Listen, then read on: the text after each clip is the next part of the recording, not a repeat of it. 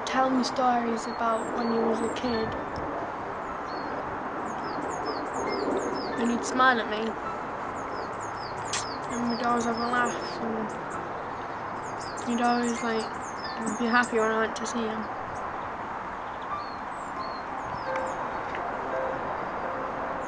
And even though he was grumpy, well, all the time, at the end of the day he was really nice. And he was my granddad.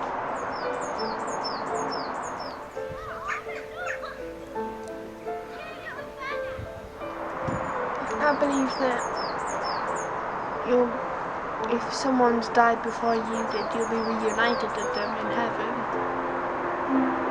And when Grandad died, I believed that he went to heaven to see Grandma again. And Grandma'd have a go at him about not changing the wallpaper. But I think he's gone to heaven.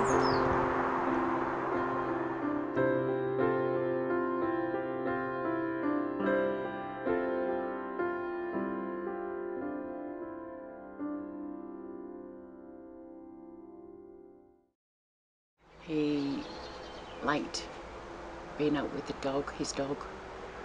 He liked seeing you on Christmas and birthdays, but it was for a very short period of time because the dog was in the car and he had to go. I almost forced a relationship, I suppose, as I got older, and I went to visit him. He thought you were absolutely amazing, and because he always, in later years, he always said to me, I'll never forget the day when I went in and you must have just been starting to walk and crawl and things like that. Walk, sorry, not crawl. And you climbed up on you scrambled up onto the sofa and you sat down on the sofa and Grandad walked in and you were never frightened of his dogs, no matter how big they were, you were never frightened of his dogs. And you went, Dad, and you patted the seat next to you for him to sit down, and he sat next to you and he talked to you like you were an adult. He never spoke to you like you were a baby. He spoke to you like you were an adult, and he never forgot that. He never forgot that one moment in time when you went, Dad, and patted the sofa. It was hard to watch somebody who'd been so big in my life become frail and to start to lose the plot, basically.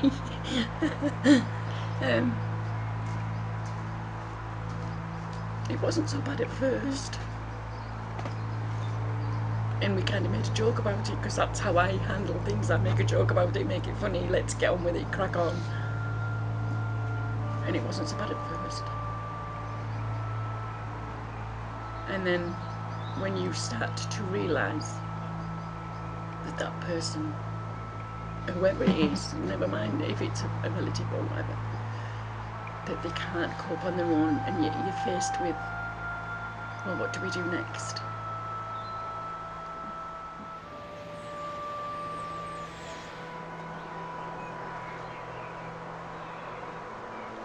I've been to work, I came home from work. I sat in front of the fire, had a fag, had a cup of tea, a cup of coffee, and thought, I am absolutely exhausted. I need to go to bed. And my phone rang.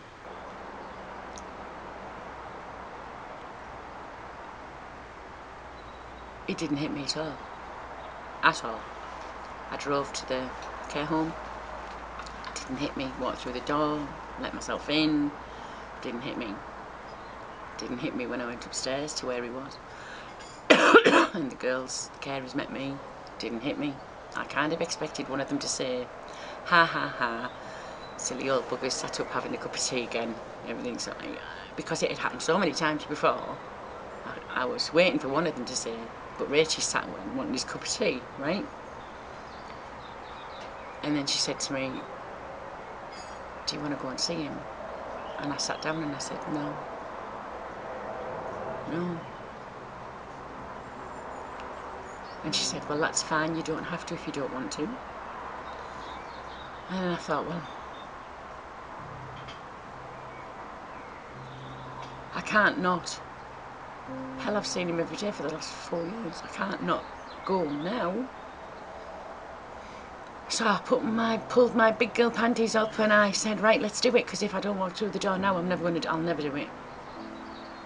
And she said, right, and she held my hand. And I was the first one there. There was nobody else. It was just me and the carer and the night nurse. And the carer held my hand and she said, come on, I'll take you in. And she opened the door and we walked in. And there he was, laid on the bed. She lifted his head and she said, I'm sorry, Ken, but I know you want this, so we're going to put it on for you now. And she talked to him through the entire process of just physically putting on a cross on a piece of ribbon. And then she laid him back down and she put his blankets and covers straight. And she looked at me and she said, Rachel, I'll go and make you a cup of tea. And I went, yeah, good idea. And she closed the door.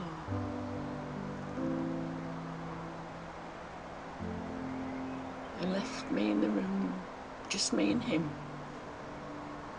And I said to him, if I did something wrong for you, I'm sorry. I tried my best all the time for you, and I love you.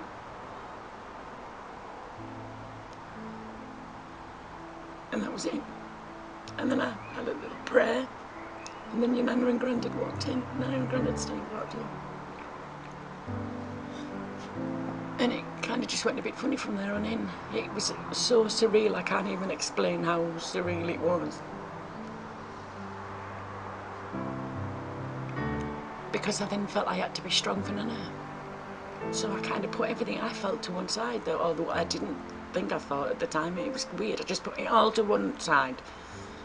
And Nana was the focus. And then we left, because there was nothing else we could do.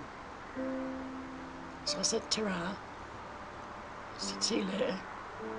See you later. Because I couldn't say goodbye. That was too final. I couldn't say goodbye. I said, see you later, Grandad. And I walked out.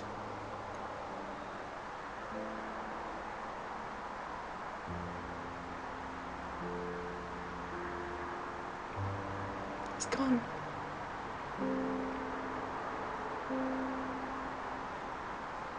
We can't talk about the old times anymore. We can't.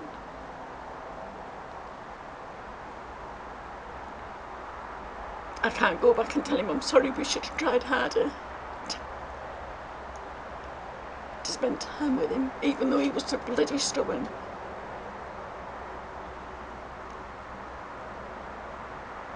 And actually,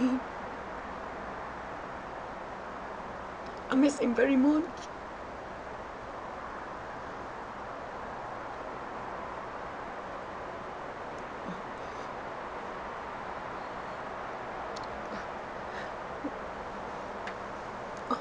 And I miss him a lot more than I thought I would. But it's only recently that I've accepted that it's okay to be sad, and it's okay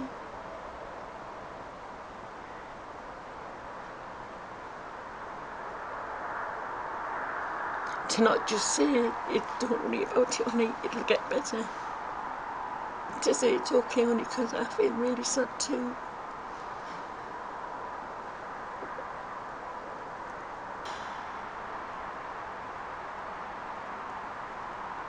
It doesn't matter what anybody says or what anybody does. Nobody had the same relationship with Grandad that I did.